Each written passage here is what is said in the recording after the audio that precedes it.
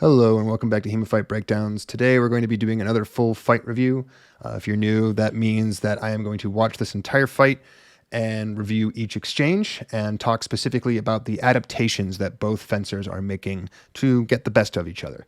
I think sometimes we focus a little bit too much on individual techniques, individual exchanges, and not enough on the changes we make to our own fencing and other people make to their own fencing when we're in the active, place of fighting them at a tournament. So we're going to watch every single exchange and try to break down the important bits. So right off, this person's got ring guards. That means hand shots against them are going to be pretty tough. That was actually a pretty decent exchange for a thrust there. So if we watch this exchange, what I would probably say happens is this person goes for a cheeky little undercut. It gets parried.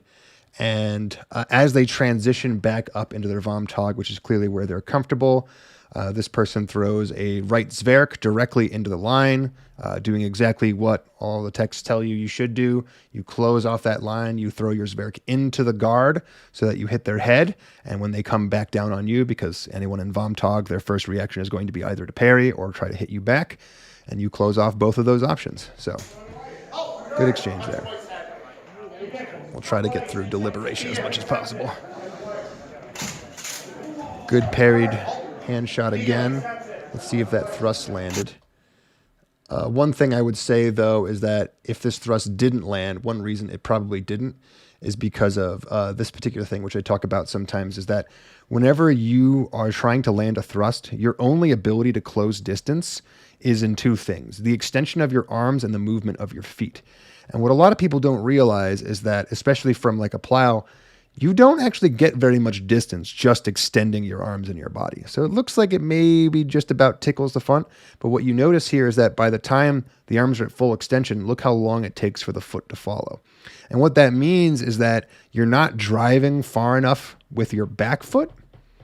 What you're doing is you're pulling with your front foot. And pulling with your front foot is a much weaker explosive force than pushing with your back foot.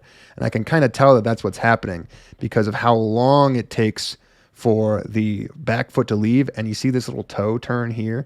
What that basically tells me, if you've ever done like a Muay Thai or kickboxing before, you pull with your toe when you pull it to the side like that. That's a very common thing to get like round kicks to have a little bit of power. But so what happens is that rather than exploding off with a back foot, they kind of drag their back foot with them. And what that does is it delays the amount of time and the speed and explosivity they have in delivering this thrust. And it allows this person to basically throw all of their weight backwards as fast and as hard as they can and keep up.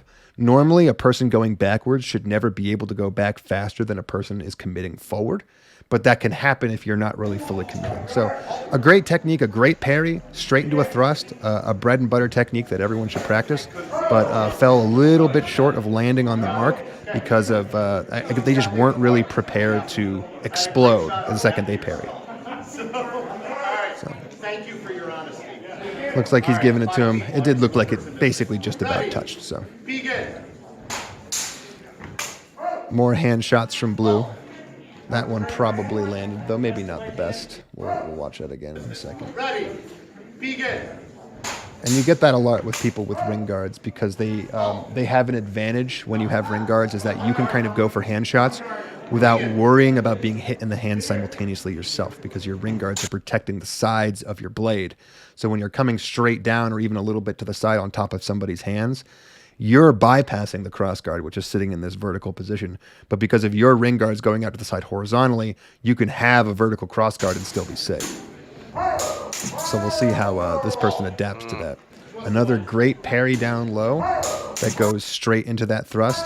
This time a lot more explosivity coming out of the feet, as you can see here. I'll try to slow that down. See right there, you see the push of the calf and the extension of the toe. That's how you know there was actual explosive power in that. And look how much further they go forward.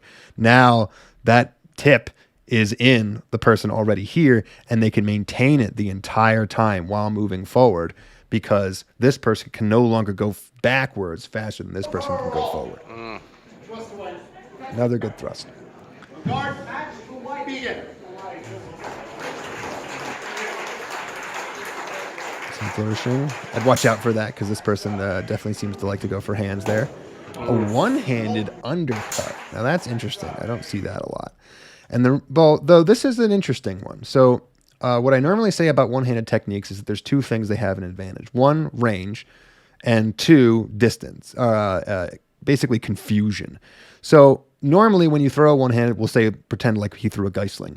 What you want to do is you want to have the same foot forward as the hand that's throwing the cut. In this case, it's right foot, right hand. The problem with throwing one-handed cuts with the right hand is that you don't get that extra 6 to 8 inches by holding it with your offhand at the bottom of the sword.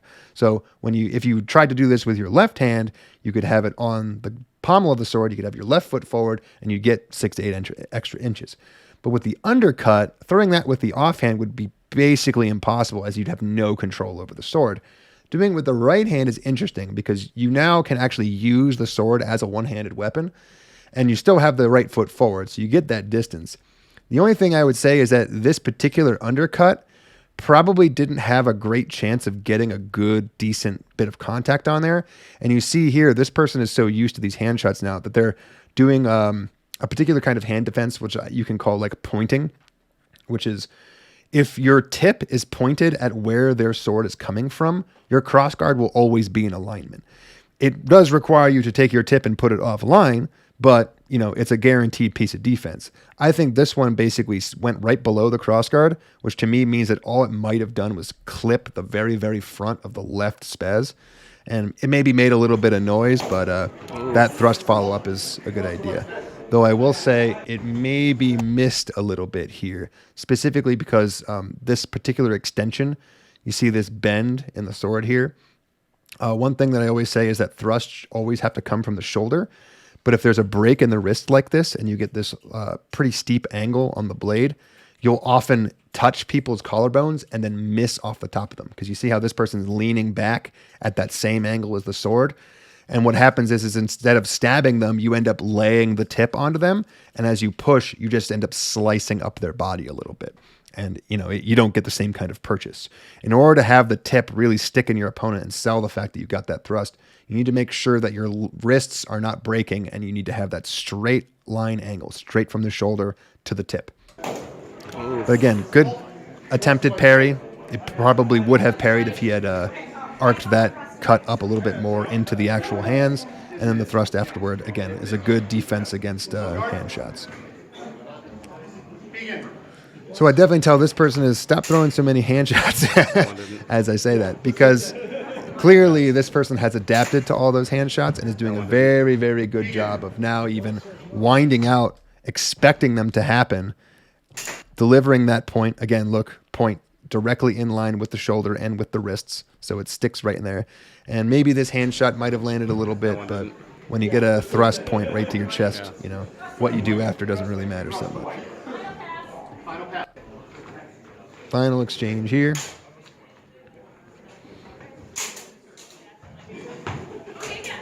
Okay, so actually a little bit of an adaptation there. So person goes for an undercut again. It gets parried again, at which point they go for this thrust. This person was clearly expecting it this time, manages to pull their sword up and parry that off to the side of their right shoulder, and does something interesting. The second they're off to that side, they immediately let go with their left hand and grab the blade.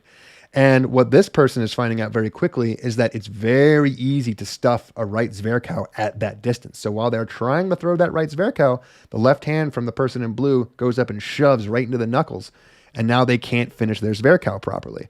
The second that happens, they grab the sword and they start pulling it. The problem is, I think at some point they lose their grip on the sword, or maybe they just went for the hand, and they end up grabbing the wrong hand. So you see here, this person's left hand is on this person's left hand, which means there's nothing actually impeding them from just bringing that sword right back down.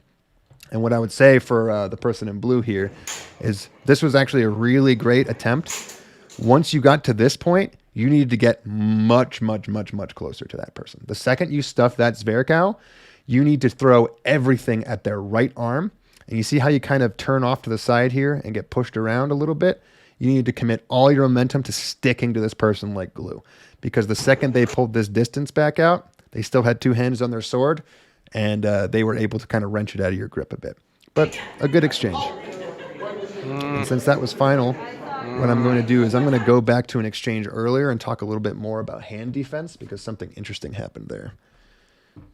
So going back to this exchange for a second, one thing I want to point out is that earlier on in this fight, the person on the right was parrying these hand shots in a very particular way, where they were pulling their hands back into their plow in order to kind of basically get their cross guard into the line of fire. And this is the common way that people parry hand shots, but there's another way to do it that, depending on your game plan and your opponent, can be far more effective. And that is what I mentioned earlier called pointing. And as I said before, it's basically where you take your tip and you point it towards where your opponent's sword is, where their attack is coming from.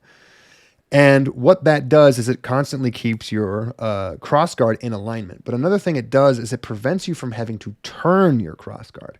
So as you see here, this person's cross guard is vertical. So you might wonder how it was possible that they were able to defend their hands. And the reason is that, one, their hands are at full extension, and two, their tip and their sword is pointed a pretty significant distance off to the left side. Now, since this hand cut came in at this person's left side, their right side, what happened was that basically the cross guard was pointed in the direction, almost like a shield.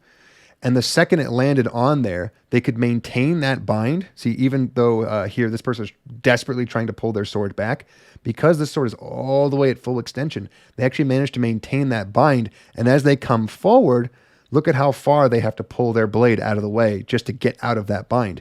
Using that gap, they were able to pretty easily wind up into their ox and get that thrust through. This is the advantage of that point forward style of parrying hand shots. If you pull your hands back, what you have to do is you have to accept the fact that, assume that these hands were about like 6-8 inches back here. When this person went to pull their sword back, by now, they would have been free of the bind. They would have been able to clear the sword and its length, which means that they could have easily gotten their sword back to a defensive position and maybe parried this thrust. But because the sword was all the way out here in Longpoint and they parried by, pointing their sword in the particular direction, they were able to maintain their Longpoint throughout this entire exchange and maintain the bind presence that they were, so clearly advantageous in, and deliver a good thrust after they got that successful parry. There's pros and cons to both ways of parrying hand shots. One of the cons of this particular method is that it does require your opponent to have been maintaining that distance as well. If we go all the way back and watch that first hand shot as it comes in, if they had continued their forward momentum here and continued to step forward, well, the problem is that this point forward parry would have sailed past the other person. And then when you tried to wind back up, you wouldn't be able to pull your hands back fast enough. So if you pull your hands back and down in order to parry a hand shot, the advantages you're looking for is that you're looking to basically pull your sword back to a neutral and continue the exchange now that you have, the offensive tempo. But if you leave your hands out and your opponent is going to be defensive immediately after they throw that hand shot, you can use that leverage to keep a strong bind and keep control of person who's constantly trying to run away from your binds. All right, that's going to be it for today. If you'd like to see your own footage featured on the channel, feel free to send me an email over at HEMAFightBreakdowns@gmail.com, and I hope to see you next time.